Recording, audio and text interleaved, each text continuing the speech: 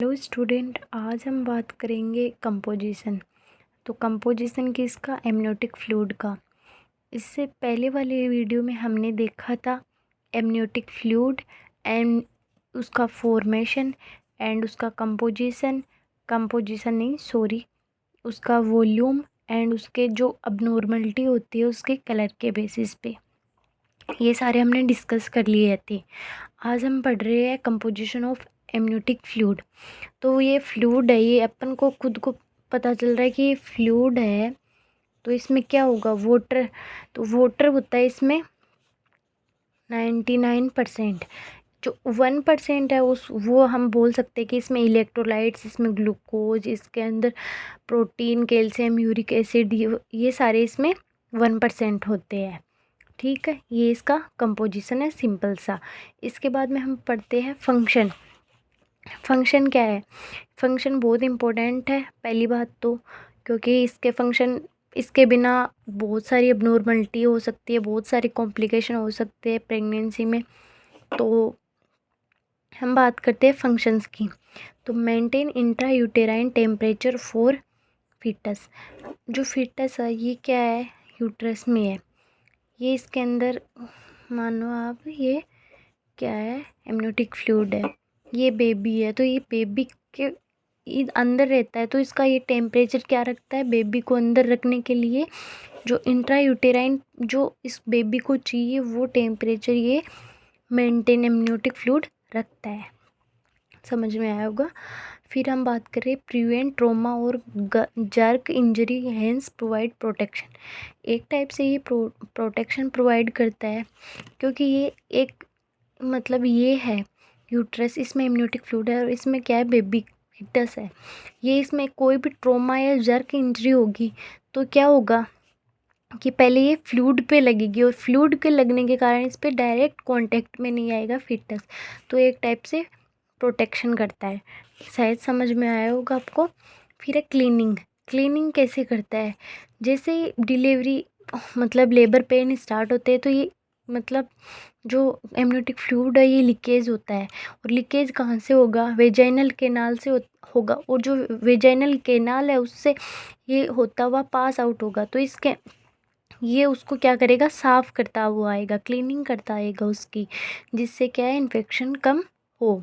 तो delivery canal, vaginal canal and hence provide sterile pathway for delivery. ठीक है।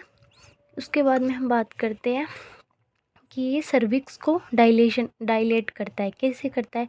जब लेबर होता है तो ये क्या करेगा? ये प्रेशर के साथ ओपन करेगा। ठीक है, ये प्रेशर के साथ बाहर आएगा। जैसे ये प्रेशर के साथ बाहर आएगा तो सर्विक्स क्या होगी? डायलेट होगी। ठीक है। During labour this fluid exert pressure on cervical opening and hence opening in cervical dilation. ठीक है। आगे क्या बोल रहा है? Fulfil the need of water of foetus.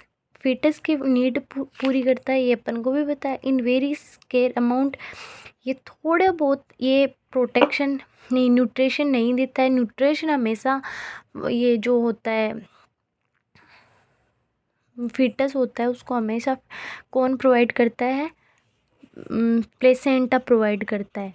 ये प्रोटेक्शन प्रोवाइड करता है, ये ना कि न्यूट्रिशन। बट एक थोड़ी सी अमाउंट में ये क्या करता है? ये अपन बोल सकते हैं कि ये न्यूट्रिशन, क्योंकि इसमें भी ग्लूकोज होता है।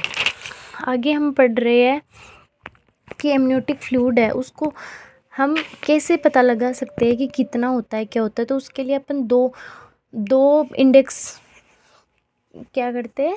डायग्नोसिस करते हैं। वो कैसे करते हैं ये देख रहे, क्योंकि एमनियोटिक फ्लूइड यदि ज़्यादा हो गया तो वो भी काम का नहीं है और कम हो गया तो वो भी काम का नहीं है।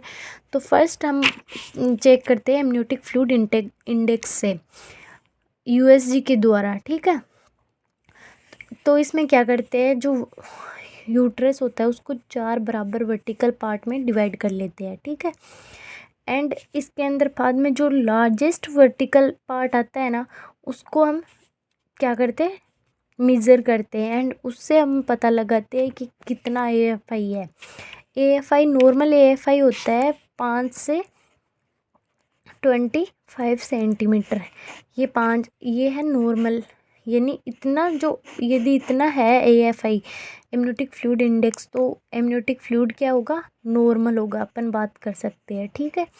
यदि ये 5 से कम है तो हम बोलेंगे कि एमनियोटिक फ्लूइड क्या है, बेबी के लिए पूरा नहीं है, कम है, वो इतना कम है कि मतलब बेबी उससे प्रोटेक्ट नहीं हो पा रहा है, ठीक है। ये अपना प्रॉपर वर्क नहीं कर पाएगा क्योंकि है ही कम। तो उस सिचुएशन को बोलते हैं ओलिगो हाइड्रो एमनियोन्स, ठीक है। और यदि ये 25 से ज़्यादा है, एमनियोटिक फ्लूइड बहुत ज़्यादा हो रखा है, तो वो भी एक तरीके की सिचुएशन बनेगी जिसको अपन बोलते हैं पॉलीहाइड्रोएमनियोन्स, ठीक है। इनके बारे में अपन पढ़ेंगे। ये एमनियोटिक फ्लूइड की एक तरीके से हम बोल सकते हैं कि ये अबनॉर्मलिटी है, क्योंकि ये इनसे बहुत सारे अपन को आगे जाके कॉम्प्लिकेशन हो सकते हैं। तो ये 1 मिनट पढ़ाओ। With the help of USG की हेल्प से अपन क्या करते हैं, AFI करते हैं। Uterus is divide 4 quadrant, in each quadrant longest vertical pocket is measured and all length same up. फिर अपन क्या करते हैं, उनको जोड़ देते हैं। तो AFI ये अपन ने ये बात कर ली थी। इसमें सेकंड अपन बात करते हैं, एक और होता है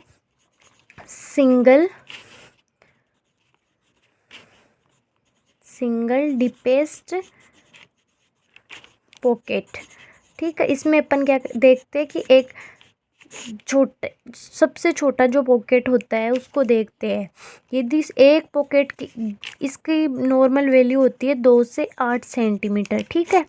मतलब यदि 2 सेंटीमीटर से छोटा कोई भी पैकेट है, ठीक है, एक है, यदि 2 तक है वो ठीक है। यदि 2 से छोटा है तो अपन बोलेंगे कि ये ओलिगोहाइड्रोएमनियोन्स है। एक सिंगल पैकेट की बात कर रहे हैं अपन, पॉकेट की बात कर रहे हैं, इसमें हम चारों को मिला के बात कर रहे हैं। और यदि एक सिंगल 8 से ज़्यादा या 8 है या 8 से ज़्यादा, 8 है नहीं 8 से ज़्यादा है, तो अपन बात करेंगे कि उसमें पॉलीहाइड्रोएमनियोन्स है, कि एक अकेला है। तो ये था all about the amniotic fluid के बारे में। आगे हम डिस्कस करेंगे पॉलीहाइड्रोएमनियोन्स एंड ओलिगोहाइड्रोएमनियोन्स। तो बने रहिए हमारे इस क्लास में। Thank you.